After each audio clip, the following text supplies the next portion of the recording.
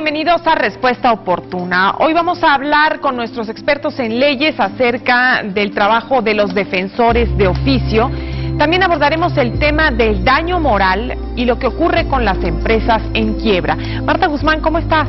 Muy bien, Dian, muchas gracias. Les recuerdo nuestro teléfono en el estudio 5166-5021 y nuestro Twitter @FTVRoportuna. Ya sean designados por el Colegio de Abogados o por el Estado, los abogados de oficio son especialistas en derecho que se encargan de dar asistencia jurídica gratuita a toda persona en cualquiera de los ámbitos procesales. Juan José Alvarado tiene más información. Para garantizar el derecho de los ciudadanos a una defensa jurídica igualitaria, los sistemas legales internacionales cuentan actualmente con la figura del abogado de oficio, es decir, con el apoyo y asesoría de un especialista en derecho pagado por el Estado o por colegios o asociaciones de abogados, a fin de que toda persona cuente con asesoría legal profesional sin importar su situación económica, social o educativa. En México, el artículo 17 constitucional establece que la Federación, los estados y el Distrito Federal deben garantizar la existencia de un servicio de defensoría pública para la población. Este apoyo debe presentarse en los diferentes ámbitos legales, es decir, en los asuntos de tipo civil, penal o familiar. En el Distrito Federal, actualmente existen 485 abogados de oficio que actúan en diferentes especialidades. 245 están asignados a los asuntos de tipo penal, 95 más actúan en el ámbito del derecho familiar, otros 95 en asuntos civiles como los de carácter mercantil y 50 más en temas relativos a la justicia para adolescentes. Asimismo, existe el Centro de Asistencia Jurídica en Línea, un servicio que ofrece orientación legal vía telefónica, la cual es impartida por abogados. Informó Juan José Alvarado. Bueno, y para hablar de los defensores de oficio, damos la más cordial bienvenida en Respuesta Oportuna al licenciado Víctor Carrillo Estrada, abogado. Bienvenido, licenciado. Muchas gracias. Y también está con nosotros el licenciado Frabel Ballinas Ramírez, igualmente abogado. Bienvenido, gracias por acompañarnos. Muchas gracias. Bienvenidos. Y bueno, exactamente ¿cuál es la función de un abogado de oficio? Bien, bueno, es una función muy importante en virtud que es un auxiliar en la administración de justicia y en la procuración de justicia. Es un profesional del derecho proporcionado por el Estado para dar el patrocinio, la asesoría o la representación legal a aquellas personas que que no tengan capacidad económica para sufragar los honorarios de un abogado particular. Por lo tanto, se convierte en una función social muy importante para aquellos grupos vulnerables. Podemos hablar, por ejemplo, de indígenas, de personas de la tercera edad, de gente en situación de calle, en gente desempleada, en gente que desafortunadamente no cuente con capacidad económica y pueda garantizársele el acceso a la justicia, ya sea a través de un abogado especialista en materia penal. Aquí hay una cuestión, la gente muchas veces relaciona abogado de oficio con un abogado en materia penal que defiende procesados, pero no, hay abogados de oficio en materia familiar, en materia civil, en materia de arrendamiento, en materia penal, para justicia de adolescentes y también pues son proporcionados en los juzgados cívicos. Por lo tanto, es una función muy, muy importante la de estos profesionales del derecho. Licenciado Ballinas, ¿cómo se establece quién sí y quién no puede tener acceso a un defensor de oficio? ¿Se hace un estudio socioeconómico de la persona que va a ser defendida? Efectivamente. En los casos de asuntos penales, siempre hay un defensor de oficio adscrito al Ministerio Público o al propio tribunal. Entonces, cuando una persona no es asistida por persona de confianza o por abogado particular, se le designa un abogado de oficio. Independientemente de su capacidad económica. En ese estricto sentido, sí. En materia civil, en materia familiar, en materia de arrendamiento inmobiliario, tenemos que pasar por la Dirección General de los Abogados de Oficio y solicitar que me asistan porque no tengo la capacidad económica para sufragar los gastos de un abogado particular. Asimismo, tengo que tener ciertos requisitos, porque si no me suspenden el servicio, como cuáles, que en el futuro no tenga la participación de un abogado que yo pueda contratar, porque se supone que el abogado de oficio, su función es que tú no tienes dinero y por eso el Estado te va a proveer de ello, que no false declaraciones o que no dé datos falsos. Esos son los supuestos, pero la esencia es que yo no tenga la capacidad económica para contratar servicios profesionales privados. ¿Y qué ocurre con una persona que no quiere abogado? Que aunque tenga la capacidad económica para contratar un abogado, no lo hace, ¿se le pone de todas maneras un abogado de oficio o qué ocurre ahí? En efecto, el artículo 20 constitucional determina que si una persona no es asistida, ya sea por persona de confianza o por un abogado, el Estado le tiene que proporcionar aunque uno. Él no quiera. Aunque él no quiera, es por su debida defensa. Ajá. Pero nada más en el derecho penal. El del derecho penal es En cuestiones civiles o mercantiles, no. Solo si lo solicita. Efectivamente. Ahora, ¿qué capacitación reciben los abogados de oficio? Dentro del... Debemos entender que la Dirección de Defensoría de Oficio depende de la Dirección General de Servicios Legales, dependiente de la Consejería Jurídica del Gobierno del Distrito Federal, y esta lleva a cabo planes y programas para capacitación, actualización de todos los abogados que tienen como plantilla de abogados de oficio. Cada año se están presentando estos planes, estos programas. Todo el tiempo están recibiendo capacitación y actualización debido a que nuestras leyes son muy cambiantes, constantemente se están reformando y lógicamente esta plantilla de abogados que van a prestar esta labor tan importante que hemos referido, pues deben estar actualizados, deben de conocer las reformas a fondo, deben conocer su aplicación para poder dar una atención. Entonces son constantemente capacitados y actualizados debido a la propia naturaleza de sus funciones. Todos los abogados en general debemos estar en esa constante actualización, en esa constante capacitación y preparación, con mayor razón los abogados que son proporcionados por el Estado deben de estar actualizados y forma parte de un programa de actualización constante. Digamos, un abogado que no sea de oficio, bueno, va adquiriendo, pues, digamos, mejor fama, mientras más casos va ganando, ¿no? Y de repente, pues, un abogado de oficio, ¿cómo se coloca, digamos, como un abogado de prestigio y cómo es, si es bien remunerado, si tiene un buen sueldo? Un abogado de oficio, la ley dice que debe ganar el mismo salario que un ministerio público dentro del Distrito Federal. La remuneración creo que es más o menos por 35-40 mil pesos aproximadamente lo que gana un abogado de oficio. ¿Qué sucede? La mayoría de las personas, la mayoría de los abogados que están un tiempo dentro del sistema judicial, lo que provocan es que como todos los días están viendo los asuntos, tienen cierto criterio ya normado por los juzgados y después salen y ponen sus despachos. Entonces eso les acredita porque ya tienen conocidos dentro del sistema judicial, una experiencia mayor a una persona que no ha estado dentro del sistema judicial y que le cuesta mucho más trabajo hacerse de fama y prestigio por los asuntos que va ganando. Claro. Una persona que cuenta con la defensa de un abogado de oficio tiene la oportunidad a lo largo del proceso de dejar este abogado y contratar uno particular. Sí, así es.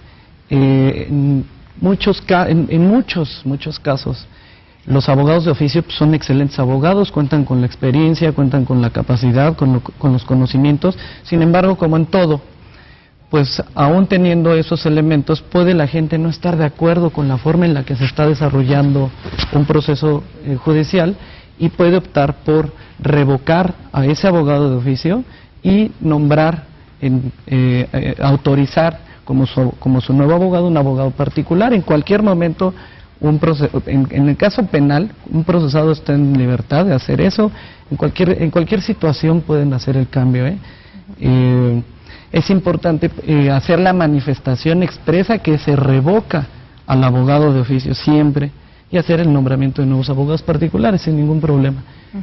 Y en estos casos, ¿de qué manera se empapa, digamos, el abogado particular del caso? ¿Únicamente con los expedientes o tiene la oportunidad de conversar con el abogado de oficio para, pues, tener más información acerca del caso que va a defender? Pues sin duda puede tener la oportunidad de conversar con el abogado de oficio. Sin embargo, cuando un abogado particular, un abogado privado, toma un asunto, pues sin duda tiene que ir al expediente a estudiarlo y a plantear una nueva estrategia para la continuidad de ese proceso legal. Generalmente, yo en mi experiencia ha sido así, siempre es con base en el expediente, en las constancias que obran en ese expediente, lo que nos va a dar la guía para continuar ese proceso. Difícilmente un abogado de oficio tiene el tiempo y la disposición, tiene mucho trabajo y sobre todo, bueno, haya contratado un abogado particular, bueno, pues mucha suerte, señor, o mucha suerte, señora, y tenemos que tomar ese asunto analizando el expediente directamente. Precisamente como hay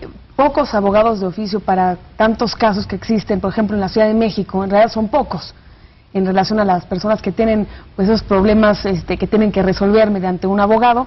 ¿Qué ocurre, por ejemplo, en cuestión de porcentajes? ¿Se ganan más casos los abogados, ganan más casos los abogados particulares que los de oficio? ¿Sí hay un porcentaje, pues digamos, importante en ganar los casos entre uno y otro? Yo creo que lo podemos ejemplificar muy fácilmente. Es como la asistencia médica del Estado. Son muy buenos doctores, pero el cúmulo de pacientes que tiene no les da la capacidad para proveer a todos con igual imparcialidad o ética. Lo mismo sucede con los abogados. Tenemos los abogados de oficio que hacen una excelente tarea, que tienen exámenes de oposición para poder llegar a ese cargo, ya sea en índole local o índole federal, pero es tanto su cúmulo de asuntos que ya lo hacen mecánicamente. Entonces, no vamos a tener la misma observancia de la ley y vamos a dedicar el mismo tiempo a un abogado que está pagándose el honorario que está cobrando, que en algunos casos es muy alto, a un abogado de oficio que por cumplir con cierta normatividad y trabajo o sus reportes mensuales va a dar observaciones de esos expedientes, pero no se va a meter al detalle profundo del análisis del mismo. Sin embargo, yo considero que hay abogados más de índole federal que local de oficio que han ganado muchísimos asuntos muy difíciles y que gracias a ello tienen muy buen prestigio. Licenciado, ¿con qué frecuencia se reúne el defendido con su abogado de oficio? Todas las veces que sea necesario, todas, ese no hay un límite que podamos establecer 1, 2, 3 veces, no, todas las veces que sea necesario. La reunión, no solamente con su abogado de oficio, con su abogado particular, es un derecho que tiene cualquier procesado de reunirse para preparar las audiencias, para preparar los cargos, para preparar declaraciones. Tiene que estar en todo momento debe de haber ese contacto. ¿Y cómo le hacen? Porque hay menos de 300 abogados de oficio en el Distrito Federal y seguramente muchos casos que tienen que atender. Sí, claro, debemos también tener algo en cuenta, que si los reclusorios están llenos de gente, muchos ya están sentenciados, ya es gente que ya llevó el proceso, ya fueron sentenciados, quizás se interpusieron los recursos y ya están cumpliendo con la sanción. Otro porcentaje son los procesados y en cada juzgado pues hay por lo menos un abogado de oficio. Sin embargo, la ley que regula la Defensoría de Oficio establece que tendrán que nombrarse o disponerse de los abogados que sean necesarios. De hecho, la ley que regula la Defensoría de Oficio establece que cada abogado de oficio atenderá los asuntos pues que humanamente pueda él llevar la dirección. Tienen una sobrecarga, todo el sistema tiene una sobrecarga. Sin embargo, pues al verse rebasado, la ley establece, puede solicitarse apoyo de otro elemento, de otro abogado. Pero pues es necesario, o sea, se tomarán poco tiempo, quizás no es necesario el suficiente. Y es lo que comentaba el abogado, precisamente es la diferencia, que un abogado particular, pues al recibir el pago de sus honorarios, pues tiene que darse el tiempo para estudiar, analizar a fondo la estrategia, los detalles que lleva ese proceso. Además tienen un equipo, a un buen término, un buen abogado, y en cambio los de oficio que a duras penas se dan abasto, me imagino que ahí parte del tiempo es oro para la persona que está pues detenida hasta que no se demuestre que es inocente. Entonces, en ese proceso, si un abogado de oficio tiene muchísimos casos, se va también a extender su estancia ahí, ¿no? Depende de los términos. Cuando llega un detenido y ya está para el juzgado y está en un término constitucional, el abogado de oficio inmediatamente tiene que que acudir a la audiencia y tiene que someter a prueba lo que haya analizado de la consignación del Ministerio Público. Pero de verdad es una tarea bien difícil, que tienen muchísimo trabajo, y la organización que tienen es impresionante. Se auxilian, claro está, tienen secretarias, tienen auxiliares que les redactan, pero sí, su carga de trabajo es muy pesada y poco reconocido. Y un abogado de oficio tiene la oportunidad de dejar, digamos, ese trabajo teniendo casos en funciones, no sé, porque muchos de ellos son jóvenes y quieren hacer una maestría, por ejemplo, y dedicarse a otra cosa o poner su despacho particular. ¿Es posible que lo hagan? No, hay la ley del Distrito Federal, la ley que regula esto en materia federal y la de los estados. Un punto muy importante que establecen es la prohibición de que un abogado de oficio en funciones pueda llevar asuntos por su cuenta, que pueda ejercer de manera libre la profesión de licenciado en Derecho. Hay algunas excepciones. La regla general es, pues, un abogado de oficio no puede llevar asuntos por su cuenta, no puede ejercer de manera libre esa profesión. Tampoco, lo único que se le permite, las excepciones son, por ejemplo, dedicarse a cuestiones docentes, atender procesos judiciales por su propio derecho, que son de su interés, de su concubina, de su cónyuge y de familiares hasta el 4º grado. Eso sí lo tienen permitido. Sin embargo, llevar a cabo asesoría, atención, representación, patrocinio legal en procesos de manera independiente lo tienen estrictamente prohibido, porque pudiera haber ahí algún conflicto de intereses o afectación al servicio tan importante que están desarrollando de apoyo sin mediar intereses económicos. Pero si deciden dejar de trabajar como abogados de oficio, en cualquier momento lo pueden hacer, y otro abogado de oficio tomará los casos que llevaban. Eso sí, tendrían que renunciar a sus funciones como abogado de oficio, como servidores públicos, porque también debemos de tener en cuenta eso, que son servidores públicos. Eso es una cuestión muy importante, porque además de todas las responsabilidades que tienen como abogados, como profesionistas, pues hay que sumarles, en esas funciones tan delicadas, habrá que sumarles las responsabilidades como servidores públicos. Por lo tanto, tendrán que separarse de su cargo para iniciar el ejercicio de su profesión de manera libre. ¿Y quiénes se encargan de asignar a estos abogados de oficio? ¿El Estado, también el Colegio de Abogados? ¿Quién se encarga de asignarlos? La propia Dirección General de Defensoría de Oficio designará, de acuerdo a las convocatorias, donde se ejercerán los abogados de oficio. Y para materias penales será de acuerdo a la necesidad que exista en cada Ministerio Público o en cada Tribunal Penal del Distrito Federal. Y para los casos civiles, familiares, de arrendamiento, en la propia dirección designarán a qué juzgado. ¿El procesado no puede elegirlo? No, se designa. Okay. Así es. En las distintas instancias a las cuales pues va llegando el caso, digamos, ¿es el mismo abogado de oficio el que continúa el caso? No necesariamente.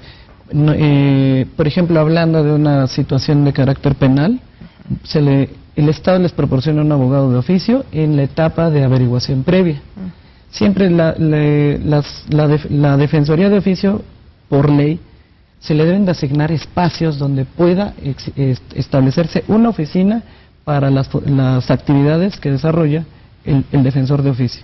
Por lo tanto, cuando llega un detenido a una agencia del Ministerio Público en determinada delegación, en esa agencia del Ministerio Público va a haber una oficina de Defensoría de Oficio, y ahí se le va a asignar uno. ¿Para qué? Para que lo asista en el momento de su declaración, si es que la quiere rendir, para que le explique cuáles son sus derechos dentro del proceso de la integración de la averiguación previa, y en el momento en el que es consignado a un juzgado penal, el juzgado penal tiene un defensor de oficio distinto. Entonces, ese puede ser un ejemplo de que sí hay cambio en el defensor de oficio. También, dentro de un proceso, por ejemplo, de naturaleza familiar, se le asigna un abogado de oficio. Sin embargo, pues no estamos exentos a que por alguna eventualidad, ese abogado en específico no se pueda presentar a una audiencia en virtud o de la carga de trabajo, que ese mismo día tiene varias audiencias o se enfermó, o tiene alguna incapacidad, pues puede asistirlo inmediatamente la misma dirección de la Defensoría de Oficio, le asignará un nuevo abogado. Es decir, no es personalísimo, no es personalísimo. Sin embargo, la defensa debe de ser proporcionada de manera puntual, aun cuando sea por una persona distinta. Claro. Pues licenciado Carrillo, licenciado Ballinas, muchas gracias por habernos acompañado. Muchas gracias. Muchas gracias. Y sobre los abogados de oficio, aquí la respuesta digital con Daniel Escalante. Si necesitas consejo legal urgente y no tienes tiempo o dinero para poder acudir con un abogado, te recomendamos ingresar al sitio losabogados.mx. Al momento de enviar tu participación, ellos comenzarán a pensar en una solución para ti y te darán el mejor consejo legal de manera gratuita. Si te interesa el mundo del derecho o ya eres estudiante de esta disciplina, también puedes descargar herramientas como el diario oficial, documentos y formatos desde esta misma página. Consulta los blogs de los especialistas, así como las últimas noticias de cápsulas de audio que ahí se encuentran. También tiene una cuenta en Twitter donde podrás obtener asesoría rápida y al momento, además de enterarte de lo último en el mundo legal. Síguelos en losabogados.mx.